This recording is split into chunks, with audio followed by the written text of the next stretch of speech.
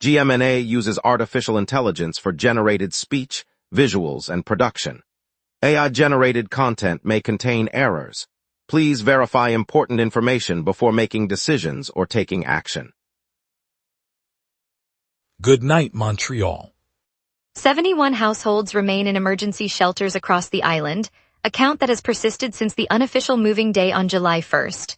The surge follows the annual exodus when families relocate, leaving a sharp rise in temporary housing demand.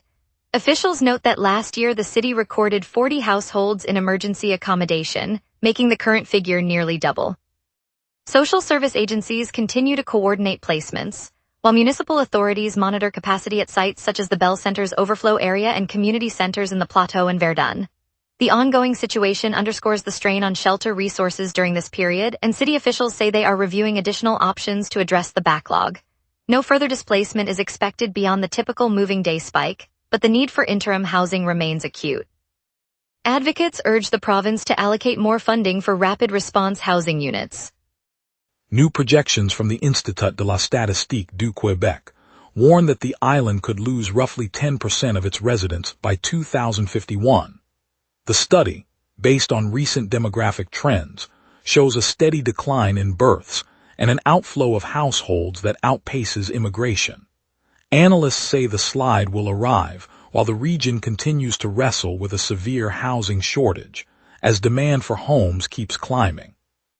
City planners fear the shrinking base could strain public services and tax revenue, even as vacancy rates remain low. Officials have not yet detailed policy responses, but the outlook underscores the urgency of addressing both population loss and the parallel surge in housing need. The forecast adds a new dimension to the ongoing debate over how to balance growth, affordability, and long-term sustainability on the island. Artists are unveiling a series of bold murals today beneath the Metropolitan Expressway in the St. Mitchell neighborhood, marking the first phase of a pilot to create a new cultural hub in northeast Montreal. The vibrant works stretch across the concrete walls that line the highway, turning an otherwise overlooked space into an open-air gallery. City officials say the project aims to define and develop a creative district that could eventually extend into the Quartier des Arts du Cirque, linking the emerging gallery with an established arts precinct. Organizers hope the visual transformation will attract residents and visitors, encouraging further investment in public art and community programming.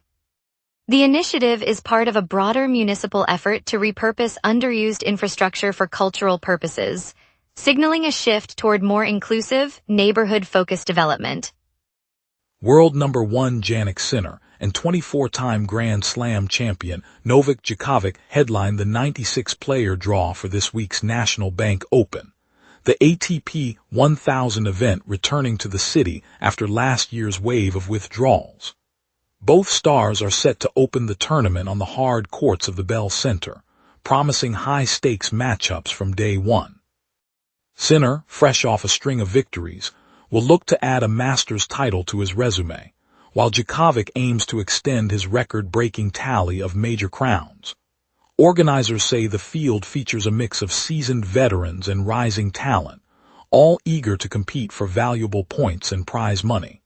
Fans can expect intense rallies and world-class tennis as the competition unfolds over the coming days.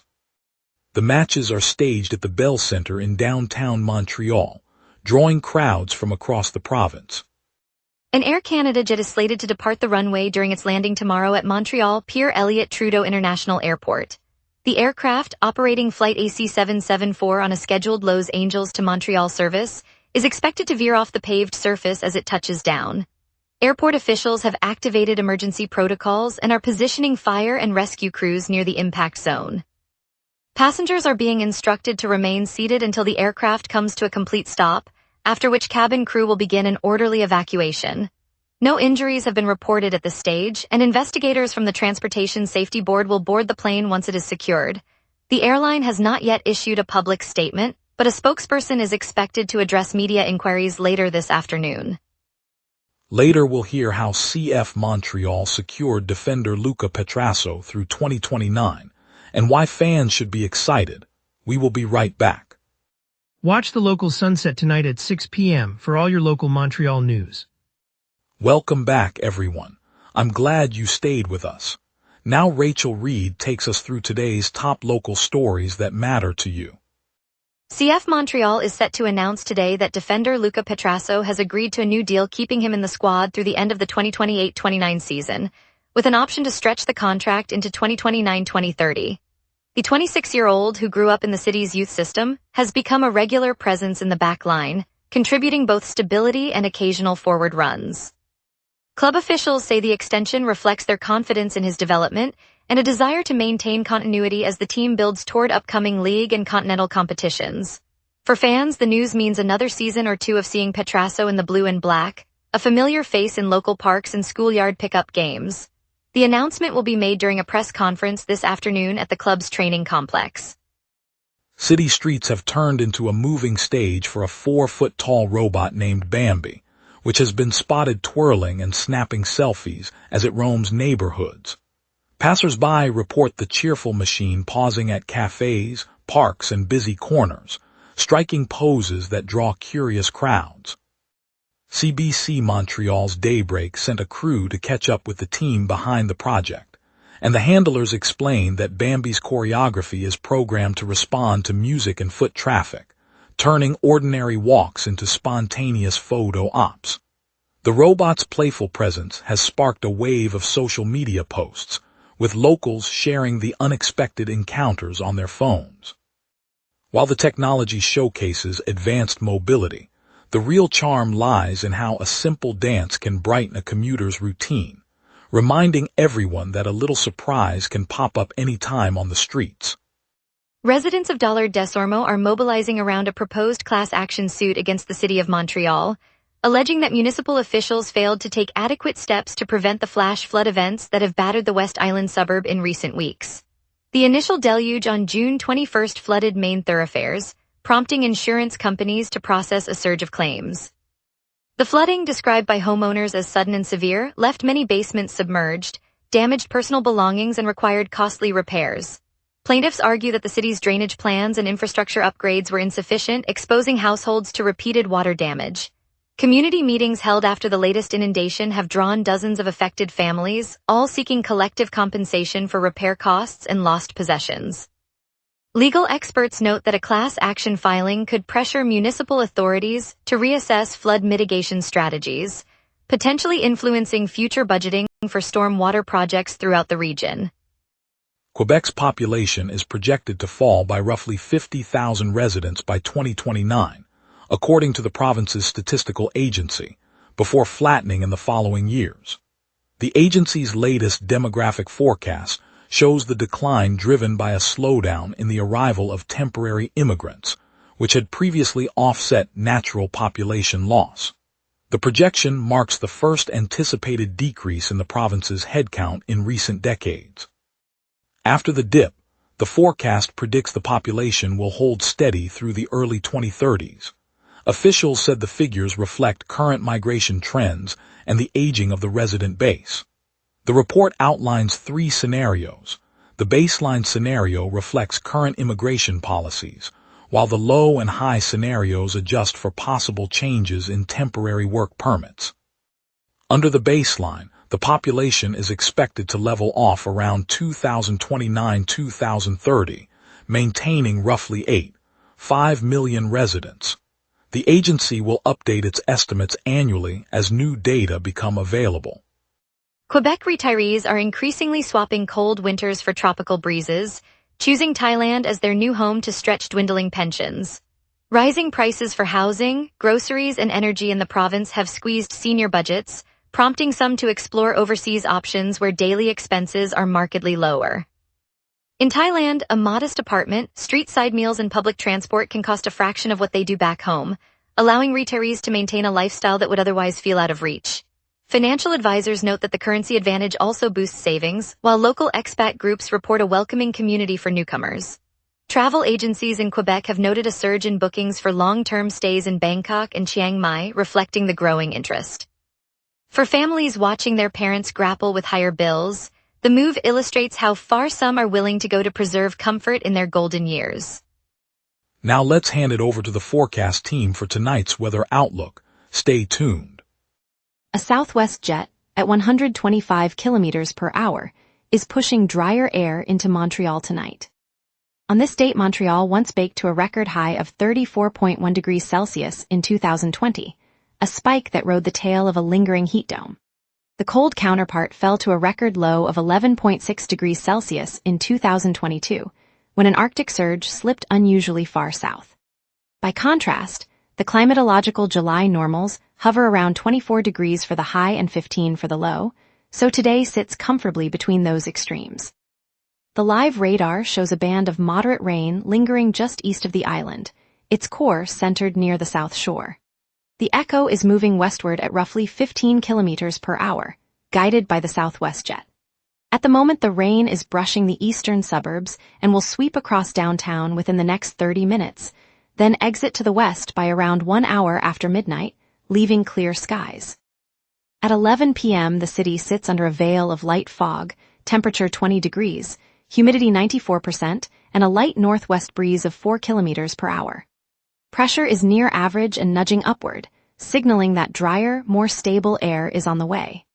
Overhead, the southwest jet streams at 125 kilometers per hour, capping the lower troposphere and suppressing any convective development. That same jet is steering the lingering rain band eastward, so no further precipitation is expected after midnight.